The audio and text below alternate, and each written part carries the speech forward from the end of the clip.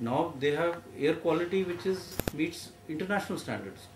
ऐसा तो नहीं है कि उन्होंने गाड़ियाँ बंद कर दी, कि उन्होंने रेगुलरली ऑड इवन कर लिया, लेकिन अब वहाँ पे भी ट्रैफिक बहुत है, गाड़ियाँ वहाँ पे भी ज़्यादा है, लेकिन because of good quality measures pollution levels are now acceptable there. तो इसलिए हमें भी एक इसी डायरेक्शन में काम करने की ज़रूरत है. किस तरह का डायरेक्शन होना चाहिए? तो इसलिए I think what we need to do is make our city environmentally friendly. We are all citizens of Delhi. हम सबको इस तरह से करना है कि हम पब्लिक ट्रांसपोर्ट को ज़्यादा प्रमोट करें, इस तरह करें कि ज़्यादा लोग कार्स कम हो, साइकिल ट्रैक्स बनाएं जिससे लोग साइकिलिंग कर पाएँ. अगर यहाँ से आपने थोड़ा दूर जाना है, मानो एम से INA जाना है या एम से ग्रीन पार्क जाना है, तो लोग साइकिल पे जाएं रादर देन गाड़ी पे जाएं. दूसरा ये है कि the fuel quality should improve, better quality fuel. इसमें इन्वेस्टमेंट की ज़रूरत है, लेकिन लॉन्ग रन बहुत बेनिफिट है. Quality of cars should be there so that engine जो व्हीकुलर ट्रैफिक से पोल्यूशन जो हो रहा है वो कम हो. रोड डस्ट से जो पोल्यूशन है उसको हम कंट्रोल करें. जो दिल्ली से बाहर से पोल्यूशन आ रहा है, चाहे वो क्रॉप बर्निंग से हो या और कंडीशन के कारण हो, उसका हम किस तरह से कंट्रोल करें in a manner which is practical and which is sustainable. ये करने की ज़रूरत है. So if you see that mask and major cases में जो what I would suggest is more useful is जिनको हाई रिस्क ग्रुप हैं, one is to avoid going out if they can.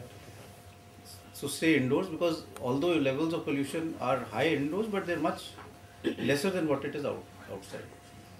Also, if you avoid areas which are hot spots, आजकल तो apps available हैं, you can find out from the internet also कि कहाँ pollution level बहुत ज़्यादा है.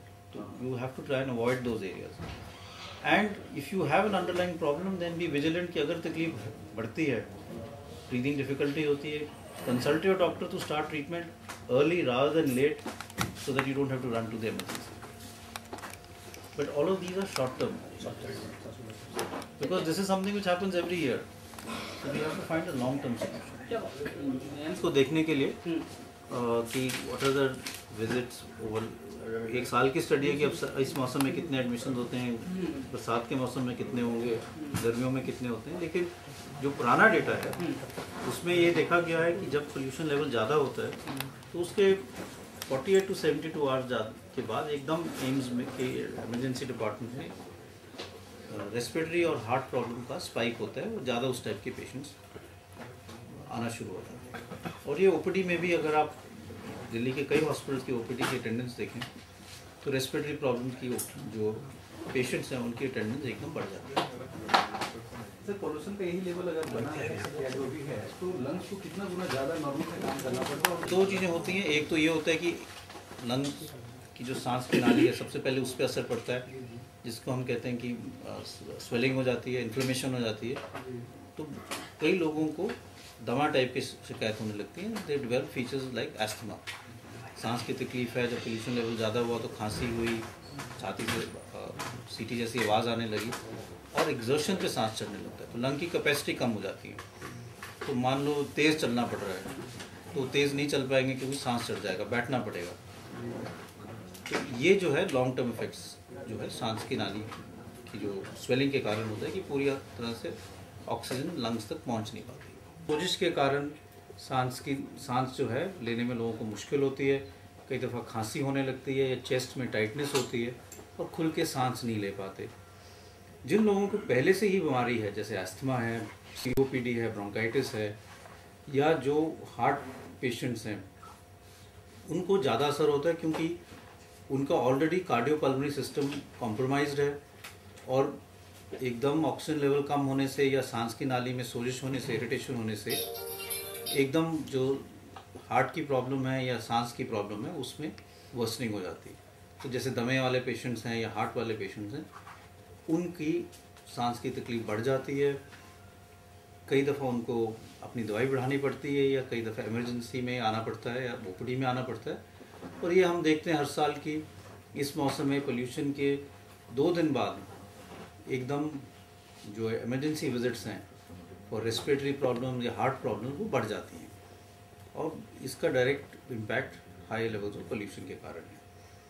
It can also lead to death. Unfortunately जो मैं ये कहता हूँ कि it is a silent killer. अगर कोई पेशेंट डेंगू से मर जाए तो हम टेस्ट करके कह सकते हैं कि ये डेंगू से मर गया, लेकिन किसी को हार्ट की प्रॉब्लम है या किसी को सांस की प्रॉब्लम है और वो हाई लेवल ऑफ पोल्यूशन के कारण उसकी सांस की प्रॉब्लम इतनी ज़्यादा बढ़ गई कि वो वेंटिलेटर पे आ गया और वेंटिलेटर से उसको और प्रॉब्लम होने से उसकी डेथ हो जाए, तो हम डायरेक्टली ये कहना मुश्किल हो जाता है कि ये पोल्यूशन से डेथ हुई है। लेकिन pollution is a contributing factor. और ये अगर हम डेटा देखें, पुराना वाला डेटा भी देखें, और ये डेटा लंदन से 1955 में लंदन में जब एकदम हाई लेवल्स ऑफ पोल्यूशन हुआ था, जिसको लंदन स्मॉग कहते हैं, तो भी उन्होंने डॉक्यूमेंट किया था कि ऑलमोस्ट हफ्ते में ही 4000 से ज़्यादा पेशेंट्स पोल्यूशन के कारण मरे थे।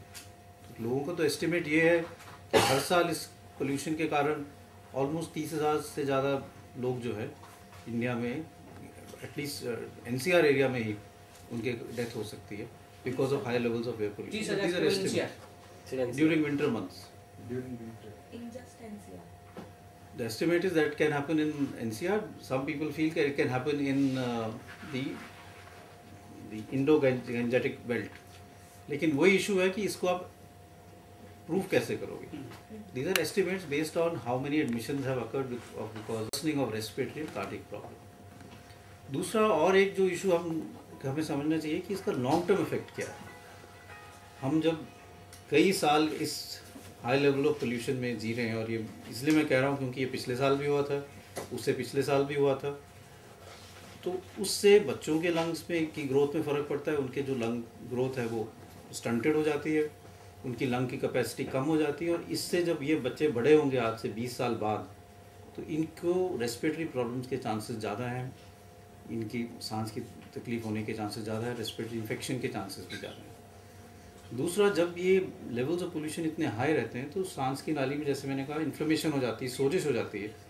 ये जो इन्फ्लेमेशन है ये फिर स्पिल ओवर करके ब्लड में चले जाते हैं, और ये ब्लड में जो है इन्फ्लेमेटरी मार्कर्स बढ़ जाते हैं। और अगर आप ब्लड टेस्ट करें, जो लोग इस हाई लेवल ऑफ पोल्यूशन में रह रहे हैं, तो उनके ब्लड टेस्ट में जो मार्कर्स हैं इन्फ्लेमेशन के वो ज़्यादा होते हैं लेवल नॉर्मल से। इसका असर क्या होता है? इसका असर ये होता है कि जो खून की नाली है वो फिर सिकुड़ना शुरू हो जाती है, जिसको हम एथेरोस्क्लेरोसिस कहते हैं। और अगर ये खून की नाली, हार्ट की जो खून की नाली है वो सिकुड़ना शुरू हो जाए तो इससे हार्ट अटैक हो जाता है। तो इसको भी एक risk factor for heart attack माना जाता है कि जो लोग high levels of air pollution के एरिया में जी रहे हैं वो ऐसे ही हैं जो स्मोक कर रहे हैं। तो as smoking, high cholesterol, high blood pressure is a risk for heart attack, so is high levels of air pollution. And therefore all of us who are living here are adding one more risk factor to our other risk factors for heart problem in later life. तो I think इसीलिए हम कहते हैं कि ये एक medical emergency है जिसका short term, long term effect है, और जिसका असर ह्यूमन हेल्थ और मोर्टेलिटी पे डायरेक्ट है। लेकिन वही है, जैसे मैंने कहा, it's a silent killer. What can people do now to prevent themselves? One is we have to have a strategy to decrease level. अगर हम ये कहें कि हम इसी हवा में सांस लेते रहेंगे और बस मास्क लगा लेंगे, एयर प्योरीफायर्स खरीद लेंगे, तो वो कोई आंसर नहीं है। पहली बात ये कि कोई डेटा नहीं है विच शोज कि एयर प्योरीफायर्स या मास्क बहुत इफेक्टिव हैं। मास्क अगर आप डालोगे और अगर वो टाइट नहीं है तो मास्क के साइड से भी पोल्यूशन जो है आपकी सांस की नाली में आ जाएगा और असर करेगा। और एक बहुत टाइट मास्क N95 या N99 मास्क डालना, बहुत देर के लिए डालना मुश्किल है, तो उसकी एफिकेसी पे कोई ज़्यादा डेटा नहीं है। एयर प्योरीफायर्स अगर आप एक सील्ड कमरे में एयर प्योरीफायर लगाएंगे तो उसमें PM 2.5 लेवल्स कम होंगे। लेकिन अगर आपका घर का कमरा है जहाँ खिड़कियाँ भी हैं और दरवाज़ा बीच बीच में खुलता भी है और आप 24 घंटे उस घर में नहीं रहते, तो कुछ टाइम के लिए एयर प्योरीफायर्स लगाने से फ़ायदा होता है या नहीं, इसमें भी कोई डेटा नहीं है। Overall data does not support कि बहुत ज़्यादा फ़ायदा होता है, लेकिन यह है कि it needs more studies. There is really no data right now. इसको स्टडी करने की ज़रूरत है कि इसका कोई फ़ायदा है या नहीं है। तो आज तक अभी जो लोग एयर प्योरीफायर्स यूज़ कर रहे हैं, it is more for a sense of comfort कि चलो कुछ लगा लिया तो कुछ फ़ायदा हो जाएगा, लेकिन ये समाधान नहीं है। We have to find a long term solution. All citizens, all policy makers, doctors, all of us have to get together and find a solution which is practical. And ये नहीं है कि नहीं हो सकता है। अगर हम अभी सिचुएशन देखें तो ये ऐसी सिचुएशन लंदन में भी थी, लॉस एंजलिस में भी थी, न्यूयॉर्क में भी थी, लेकिन because of policy decision, because of